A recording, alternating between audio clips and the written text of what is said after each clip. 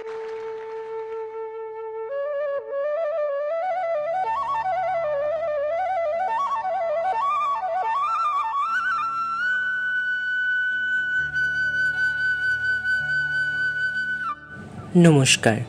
আমার সকল বন্ধুকে শুভ ঠাকুরবাড়ির আরও একটি নতুন ভিডিওতে অনেক অনেক স্বাগত জানিয়ে আজকের ভিডিওটি শুরু করছি। ভগবান জগন্নাথ দেব হলেন শ্রীকৃষ্ণ স্বয়ং, যিনি জগতের নাথ বা জগদীশ্বর। স্নানযাত্রা হল হিন্দু পঞ্জিকা অনুযায়ী জ্যৈষ্ঠ মাসের পূর্ণিমা তিথিতে আয়োজিত একটি উৎসব। জগন্নাথের ভক্তদের কাছে একটি গুরুত্বপূর্ণ উৎসব। এই পবিত্র দিনটিকে প্রভু জগন্নাথের জন্মতিথি বলে মনে করা হয়। জগন্নাথ দেবের স্নানযাত্রার পর 15 দিন মন্দির বন্ধ থাকে। কথিত আছে এই স্নান করে জগন্নাথ দেবের ঠান্ডা লেগে জ্বর আসে। জ্যৈষ্ঠ মাসের প্রচণ্ড গরমে জগন্নাথ দেবকে শীতল করার জন্য স্নানযাত্রা করা হয়ে থাকে। কথিত আছে রাজা ইন্দ্রদ্যুম্ন যখন কাঠের বিগ্রহ প্রতিষ্ঠা করেন তখন থেকেই নাকি শ্রী জগন্নাথ দেবের এই স্নানযাত্রা উৎসব পালিত হয়। 108টি সোনার ঘড়ার জল দিয়ে জগন্নাথ, বলরাম ও সুভদ্রা দেবীকে স্নান করানো হয়। পুরীতে স্নানযাত্রা উপলক্ষে জগন্নাথ, বলরাম, সুভদ্রা, সুদর্শন চক্র ও মদনমোহন বিগ্রহকে জগন্নাথ মন্দির থেকে বের করে আনা হয়, আর সেখানেই প্রথাগতভাবে স্নান করানো হয়। তো যাই হোক, এই দিন সবার পক্ষে তো আর আনন্দ উৎসব দেখার সৌভাগ্য হয়ে ওঠে না। তো এই পবিত্র দিনে আমরা নিজেরাই বাড়িতে জগন্নাথ দেবের স্নানযাত্রা উৎসবটি পালন করতে পারি। আর এই উৎসবটি আমি কিভাবে পালন করি সেই ভিডিও এখন তোমাদের সাথে শেয়ার করছি। তাহলে এসো ভিডিওটি শুরু করা যাক। পুজো শুরুর আগে আমি নিজেকে আচমন করে নেব, তাই হাতে গঙ্গার জল নিয়ে মাথায় ও মুখে গঙ্গার জল ছিটিয়ে নেব। এরপর আবারও হাতে গঙ্গার জল নিয়ে হাতটি ভালো করে ধুয়ে হাত জোড় করে আমি দেহশুদ্ধি মন্ত্রটি বলবো। ওম অপবিত্র পবিত্র বা সর্বাবস্থানগত বিবা যৎসরেট পুণ্ডরীকাক্ষণ সবাজ্য অভ্যন্তর সূচি নমো সূচি নমো সূচি নমো। পুজো শুরু করার আগে আমি গঙ্গার জল ও চন্দনের দ্বারা পুজোর সমস্ত সামগ্রীকে আগে শুদ্ধিকরণ করে নেব।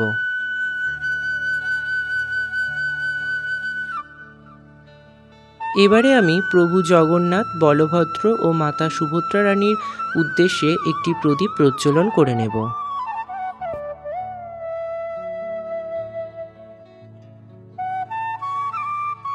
প্রদীপ প্রজ্বলন করা হয়ে গেলে আমি ভগবানকে পঞ্চামৃত অভিষেক করাবো।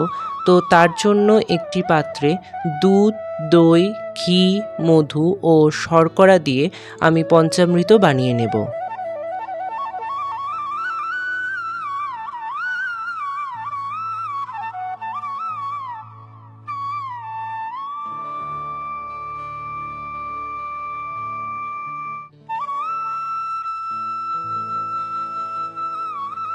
ভগবানের পঞ্চামৃত স্নানাভিষেক করার জন্য আমি একটি স্নান পাত্র নিয়ে নেব।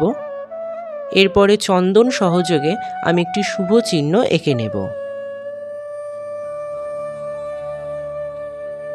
শুভ চিহ্ন আঁকা হয়ে গেলে কিছুটি ফুলের পাপড়ি ও তুলসী পাতা দিয়ে দেব। এরপরে একে একে বলভদ্র, মাতা সুভদ্রা রানী ও জগন্নাথ দেবকে নিয়ে আসব।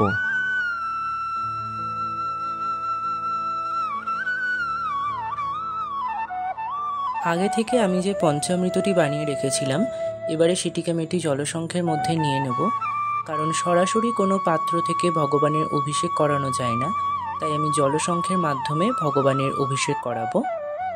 এবারে আমি একে একে জগন্নাথ দেব, বলভদ্র দেব ও মাতা সুভদ্রার অভিষেক করাবো। তোমরা দেখতে থাকো আমি কিভাবে ভগবানের অভিষেক করাই।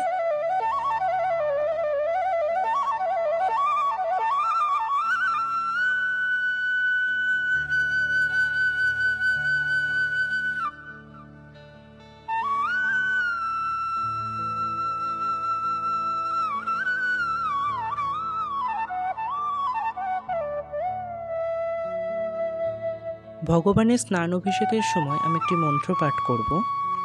ইদং ক্ষীর স্নানিয়ম শ্রী বলভদ্র সুভদ্রাভং জগন্নাথায় তে নমঃ।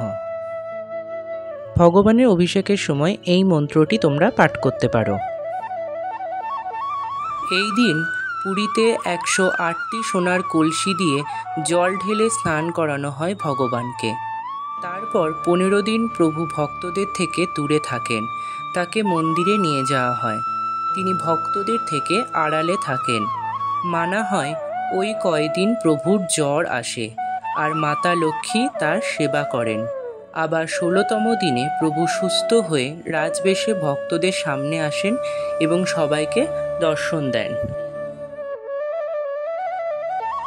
পঞ্চামৃত অভিষেক হয়ে গেলে ভগবানের স্নানের জন্য আমি সুগন্ধির জল প্রস্তুত করে নেব। একটি পাত্রে গোলাপ জল ও অগ্রু দিয়ে আমি সুগন্ধির জল প্রস্তুত করে নিয়েছি। এবারে সেই জল দিয়ে আমি ভগবানকে ভালো করে স্নান করিয়ে দেব।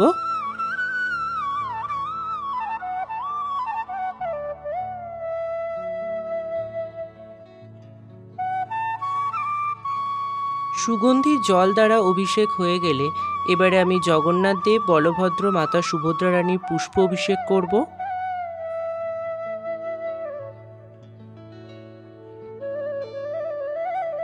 ভগবানের স্নান অভিষেক সম্পূর্ণ হলে এবারে ভগবানের বসার জায়গাটি প্রস্তুত করে নেব। তার জন্য একটি জলচৌকি পেতে আমি একটি পরিষ্কার কাপড় বিছিয়ে নিয়েছি। তার উপরে আমি গঙ্গার জল ও ফুলের পাপড়ি ছিটিয়ে জায়গাটি শুদ্ধিকরণ করে নিলাম। এবারে একে একে বলভদ্র, মাতা সুভদ্রা রানী ও জগন্নাথ দেবকে এনে পুনঃপ্রতিষ্ঠা করব।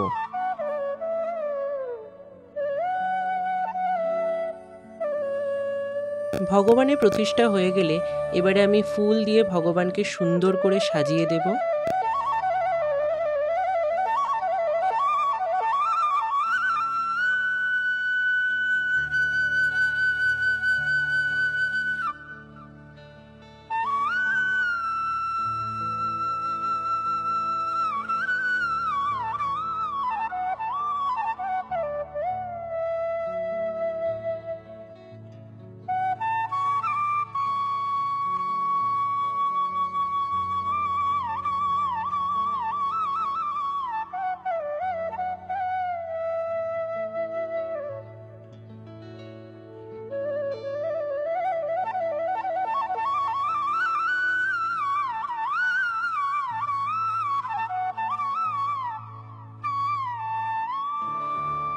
ফুল দিয়ে সাজানো হয়ে গেলে এবারে আমি চন্দন সহযোগে তুলসী দল ভগবানের চরণে অর্পণ করব।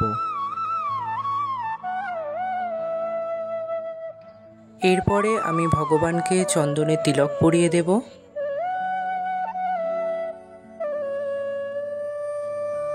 ভগবানের সাজ সম্পূর্ণ হলে এবার আমি ভগবানকে ভোগ নিবেদন করব।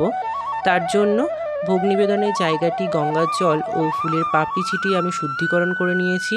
এরপরে আমি ভগবানের জন্য যে ভোগের থালাটি প্রস্তুত করেছিলাম সেটিকে আমি ভগবানের সামনে নিবেদন করলাম এবং অবশ্যই ভগবানের ভোগে তুলসী পাতা দিতে হবে। তো এখানে আমি তুলসী পাতা দিয়ে দিয়েছি। এবারে আমি ভগবানকে ভোগ নিবেদন করব।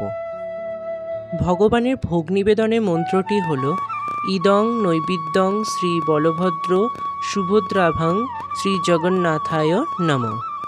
এই বলে আমি ভগবানকে ভোগ নিবেদন করব। ভোগ নিবেদন করা হয়ে গেলে এবারে আমি ভগবানের আরতি করে নেব।